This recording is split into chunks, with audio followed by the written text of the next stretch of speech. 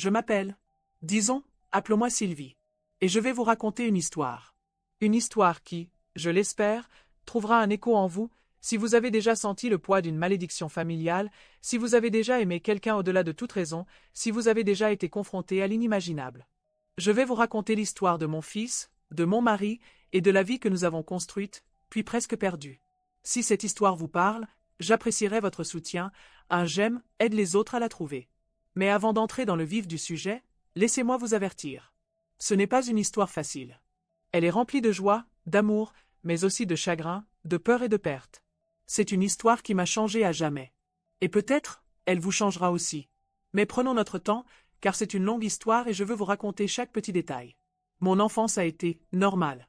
J'ai grandi dans un petit village du sud de la France, entouré de vignes et de champs de lavande. Ma famille était simple, travailleuse. Mon père était agriculteur, ma mère s'occupait de la maison et de nous, mes 2 frères et moi.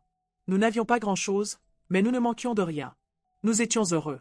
Enfin, la plupart du temps. Il y avait cette ombre, toujours présente, planant au-dessus de nous. L'histoire de mon arrière-grand-père. On disait qu'il était fou. Il avait passé la majeure partie de sa vie enfermé dans un asile, à l'époque on disait ça. On ne parlait jamais de lui ouvertement, mais son nom revenait parfois, chuchoté entre les adultes. Un avertissement. Une peur. La peur que la folie soit héréditaire, qu'elle se transmette de génération en génération. J'ai grandi avec cette peur. La peur qu'elle me rattrape un jour, qu'elle rattrape mes enfants. J'essayais de ne pas y penser, de vivre ma vie le plus normalement possible. Mais elle était toujours là, tapie dans un coin de mon esprit. Puis j'ai rencontré Felipe. C'était l'été. J'avais 19 ans et je travaillais dans un café sur la place du village. Il est entré un jour, avec son sourire éclatant et ses yeux rieurs. Il était étudiant à Paris, en vacances chez ses grands-parents. On a commencé à parler, de tout et de rien. J'ai été immédiatement attiré par lui. Il était intelligent, drôle, passionné. Et il me regardait comme si j'étais la chose la plus précieuse au monde. Notre histoire a commencé comme ça, simplement. Des cafés, des promenades dans les vignes, des baisers volés sous les étoiles. Puis, la rentrée approchant, il m'a dit qu'il ne pouvait pas s'imaginer me quitter. Il m'a demandé de le suivre à Paris. J'ai hésité. Quitter ma famille, mon village, tout ce que je connaissais. C'était effrayant. Mais je l'aimais. Je l'aimais plus que tout au monde. Et je savais, au fond de moi, que je ne pouvais pas le laisser partir. Alors, j'ai dit oui. Nous nous sommes mariés 1 an plus tard, dans la petite église de mon village. Ma famille était heureuse pour moi. Soulagée, peut-être, que je trouve le bonheur, que je m'éloigne de cette ombre. Les premières années de notre mariage ont été un rêve. Nous vivions dans un petit appartement à Paris, et nous étions heureux comme jamais. Felipe travaillait dur, il voulait devenir architecte. Et moi, je trouvais des petits boulots pour nous aider à joindre les 2 bouts. Nous rions beaucoup, nous sortions, nous découvrions la ville ensemble. Nous étions jeunes, amoureux, pleins d'espoir. Puis, nous avons décidé de fonder une famille. Notre fils, Thomas, est né 1 an plus tard. Il était parfait. Beau, intelligent, joyeux. Il a rempli nos vies d'un bonheur que je ne pensais pas possible. Felipe était un père merveilleux. Il adorait Thomas plus que tout. Il lui lisait des histoires, jouait avec lui, l'emmenait au parc. Je les regardais, ensemble, et j'avais le cœur rempli d'amour. Mais petit à petit, des nuages ont commencé à s'amonceler. Des petites choses, au début. Thomas avait du mal à dormir, il était souvent agité. Il parlait seul, il avait des crises de colère. Nous pensions que c'était juste une phase, que ça passerait. Mais ça n'a pas passé. Au contraire, ça a empiré. Thomas s'isolait, il avait des idées étranges. Il disait qu'il entendait des voix, qu'il voyait des choses que nous ne voyions pas. Nous étions perdus. Nous ne savions pas quoi faire. Nous avons consulté des médecins, des spécialistes. Ils nous ont dit que c'était peut-être un trouble du comportement, un problème d'attention. Nous avons essayé toutes sortes de traitements, mais rien ne fonctionnait. Puis, un jour, un médecin a prononcé le mot que nous redoutions le plus. Schizophrénie. Le diagnostic est tombé comme un coup près. La peur qui me hantait depuis l'enfance s'était enfin matérialisée. La folie de mon arrière-grand-père avait rattrapé mon fils. Nous étions dévastés. Les années qui ont suivi ont été un cauchemar. Nous avons tout essayé pour aider Thomas. Des médicaments, des thérapies, des séjours en hôpital psychiatrique. Mais rien ne semblait vraiment le soulager. Il avait des crises de plus en plus violentes. Il nous insultait, il nous menaçait. Il était parfois tellement hors de lui que nous avions peur de lui. Un jour, il a frappé Felipe. C'était la première fois qu'il devenait physiquement violent. J'ai eu tellement peur. J'ai réalisé que nous ne pouvions plus le gérer seul. Nous avons pris la décision la plus difficile de notre vie. Nous avons décidé de le faire hospitaliser. Le jour où nous l'avons emmené à l'hôpital, j'ai eu le cœur brisé. J'avais l'impression de l'abandonner, de le trahir. Mais je savais que c'était la meilleure chose à faire, pour lui, pour nous. Nous avons fait ce qu'il fallait, a finalement murmuré Felipe quand nous étions à mi-chemin du retour à la maison. Nous n'avions pas le choix. Je sais, ai-je répondu, même si une partie de moi n'en était pas si sûre. Mais pourquoi faire ce qu'il faut fait-il si mal? Nous avons continué à rendre visite à Thomas à l'hôpital aussi souvent que possible. Il était sous médicaments, il était plus calme, mais il était toujours absent. Il ne nous reconnaissait pas toujours, il ne parlait pas beaucoup. Je me sentais coupable, coupable de ne pas avoir pu le protéger, coupable de l'avoir enfermé, coupable d'être sa mère. Puis, le pire est arrivé. Un soir, Felipe rentrait du travail. Il était tard, il pleuvait. Il a été attaqué dans la rue. Un homme l'a poignardé à plusieurs reprises. Il est mort sur le coup. Je l'ai appris le lendemain matin, par la police. Je n'ai pas de mots pour décrire la douleur que j'ai ressentie. J'avais l'impression que mon monde s'écroulait autour de moi. J'avais perdu mon mari, mon amour, mon meilleur ami. Et le pire, c'est que Thomas était à l'hôpital, il ne pouvait même pas comprendre ce qui s'était passé. Il ne pouvait pas me consoler, il ne pouvait pas pleurer son père. J'étais seule. Après la mort de Felipe, j'ai sombré dans une profonde dépression. Je ne voulais plus vivre. Je ne voyais pas comment j'allais pouvoir surmonter cette épreuve. Mais je savais que je devais rester forte, pour Thomas. Il avait besoin de moi. Même s'il ne le montrait pas, je savais qu'il avait besoin de sa mère. J'ai vendu notre appartement à Paris et j'ai acheté une petite maison à la campagne, près de mon village natal. J'avais besoin de me rapprocher de ma famille, de mes racines. J'ai passé des mois à me reconstruire, à apprendre à vivre sans Felipe. J'ai suivi une thérapie, j'ai trouvé du réconfort dans mes amis et ma famille. Et petit à petit, j'ai commencé à aller mieux. Thomas est sorti de l'hôpital quelques mois plus tard. Il était toujours malade, mais il était plus stable. Il prenait ses médicaments régulièrement, il suivait une thérapie. Nous avons emménagé ensemble dans notre nouvelle maison. C'était difficile, au début. Nous devions nous réhabituer l'un à l'autre. J'ai dû apprendre à gérer ses crises, ses angoisses, ses hallucinations. Mais petit à petit, nous avons trouvé un équilibre. Nous avons créé une nouvelle routine, une nouvelle vie. Un jour, j'ai découvert que Thomas avait un talent pour le dessin. Il passait des heures à crayonner, à créer des mondes imaginaires sur le papier. Ses dessins étaient étranges, sombres, mais aussi incroyablement beaux. J'ai encouragé Thomas à développer son talent. Je lui ai acheté du matériel de dessin, je l'ai inscrit à des cours d'art. Il s'est épanoui. Le dessin est devenu sa thérapie, son moyen d'expression. Puis, un jour, j'ai fait une mauvaise chute et je me suis cassé la cheville. J'étais immobilisé, incapable de m'occuper de moi-même. Et c'est Thomas qui s'est occupé de moi. Il m'a aidé à me laver, à m'habiller, à manger. Il m'a fait à manger, il a fait les courses, il a nettoyé la maison. Il était attentionné, patient, aimant. J'étais émerveillé. Mon fils, celui que je croyais perdu à jamais, était devenu mon sauveur. Il m'a aidé à me remettre sur pied, physiquement et moralement. Après ma guérison, Thomas a décidé de se consacrer entièrement à son article. Il a commencé à exposer ses œuvres dans des galeries locales. Et il a eu du succès. Ses tableaux ont commencé à se vendre, de plus en plus cher. Il a été invité à exposer dans des galeries à Paris, à New York, à Londres. Il est devenu un artiste reconnu, respecté. Aujourd'hui, Thomas est un artiste célèbre. Ses œuvres sont exposées dans le monde entier. Il a une vie bien remplie, il voyage, il rencontre des gens intéressants.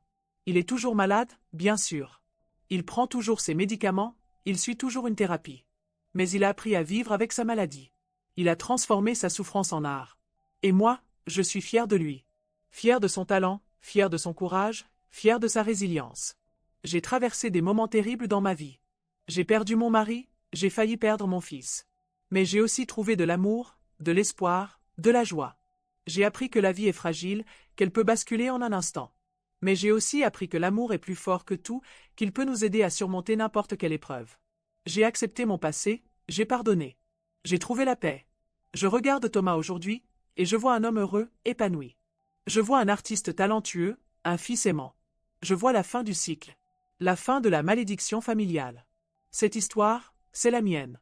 Si elle vous a parlé, je vous serai reconnaissante d'un j'aime et d'un partage, cela aide les autres à trouver ces conversations. Écrivez dans les commentaires vos propres expériences avec la résilience, le deuil, la maladie mentale. Je lis sincèrement chaque commentaire et j'apprends de vos histoires. Avez-vous déjà été jugé par les apparences? Quelqu'un voit-il déjà sous-estimé? Ou avez-vous réalisé que vous aviez mal jugé quelqu'un? J'aimerais connaître votre point de vue. C'est mon histoire. Et elle se termine bien. Du moins, je l'espère. Parce que la vie continue, et que l'espoir est toujours permis. Mais au fond, je me demande souvent, était-ce la bonne chose à faire? De l'avoir fait interner? Aurait-il pu être heureux à la maison, avec nous? Je ne sais pas. Je ne sais toujours pas. Peut-être qu'il n'y a pas de bonne réponse à ces questions. Peut-être qu'on fait juste du mieux qu'on peut, avec ce qu'on a. Mais je sais une chose. Je l'ai aimé. Je l'ai toujours aimé. Et je l'aimerai toujours. Et c'est ça, au final, qui compte le plus. N'est-ce pas? Que l'amour triomphe, même au milieu de la folie, même au milieu de la tragédie. Et vous, quelle est votre histoire? Alors voilà.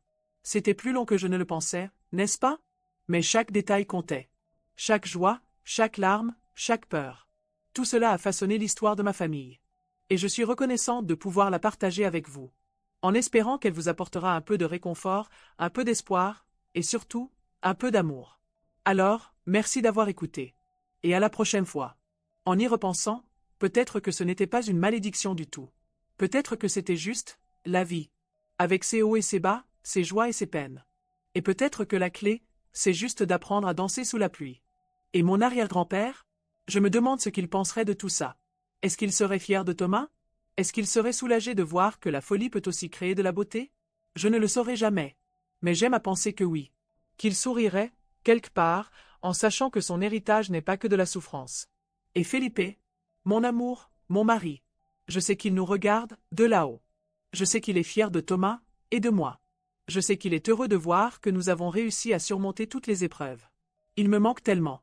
Chaque jour. Mais je sais qu'il est toujours avec moi, dans mon cœur. Et je sais que nous nous retrouverons un jour. En attendant, je continue à vivre, à aimer, à espérer. Je continue à soutenir Thomas, à l'encourager dans son article. Je continue à chérir chaque instant, chaque sourire, chaque rayon de soleil. Parce que la vie est précieuse. Et il faut la vivre pleinement, jusqu'au bout. Alors, n'oubliez jamais ça. Aimez, riez, pleurez. Vivez. Et n'ayez jamais peur de votre histoire. Elle est unique, elle est précieuse. Et elle mérite d'être racontée. Merci encore. Et à bientôt. Et si vous connaissez quelqu'un qui traverse des moments difficiles, n'hésitez pas à lui tendre la main. Un simple geste de gentillesse peut faire toute la différence. Parce que nous sommes tous connectés. Nous sommes tous humains. Et nous avons tous besoin d'amour. Alors, partagez l'amour. Partagez l'espoir. Partagez votre histoire. Et n'oubliez jamais que vous n'êtes pas seul. Il y a des gens qui se soucient de vous. Des gens qui vous aiment. Des gens qui veulent vous aider. Alors, laissez-les vous aider. Laissez-les vous aimer. Et ensemble, nous pouvons surmonter n'importe quelle épreuve. Ensemble, nous pouvons changer le monde. Un pas à la fois. Un sourire à la fois. Une histoire à la fois. Alors, racontez votre histoire. Et écoutez celle des autres. Parce que chaque histoire compte. Et chaque personne compte. Alors, n'oubliez jamais ça. Et n'oubliez jamais que je vous aime. Merci. Et au revoir. PS Si vous êtes intéressé par l'art de Thomas, vous pouvez trouver ses œuvres en ligne. Il a un site web, une page Facebook, un compte Instagram. N'hésitez pas à aller voir. Vous ne serez pas déçus. Et si vous êtes vous-même un artiste, n'abandonnez jamais vos rêves. Continuez à créer, continuez à partager votre art avec le monde. Parce que le monde a besoin de beauté. Il a besoin d'espoir. Il a besoin d'amour. Et vous pouvez lui apporter tout ça. Alors, n'ayez pas peur. Soyez vous-même. Et brillez. Merci. Et au revoir. Réellement. Cette fois, c'est fini. Promis. Mais avant de partir, je voulais juste vous dire une dernière chose. N'oubliez jamais de sourire. Même quand vous avez envie de pleurer. Parce que le sourire est contagieux. Il peut illuminer une journée sombre. Il peut réchauffer un cœur froid. Alors, souriez. Et faites sourire les autres. Parce que le monde a besoin de sourire. Il a besoin de joie. Il a besoin d'espoir. Et vous pouvez lui apporter tout ça. Alors, souriez. Et illuminez le monde. Merci. Et au revoir. Pour de vrai. Cette fois, c'est vraiment fini. Mais bon, qui sait? Peut-être que je reviendrai bientôt, avec une autre histoire. Une autre leçon de vie. Un autre sourire. En attendant, prenez soin de vous. Et n'oubliez jamais que je vous aime. Merci. Et au revoir. D'accord, j'arrête. Mais avant de vraiment partir, je voulais juste vous poser une dernière question.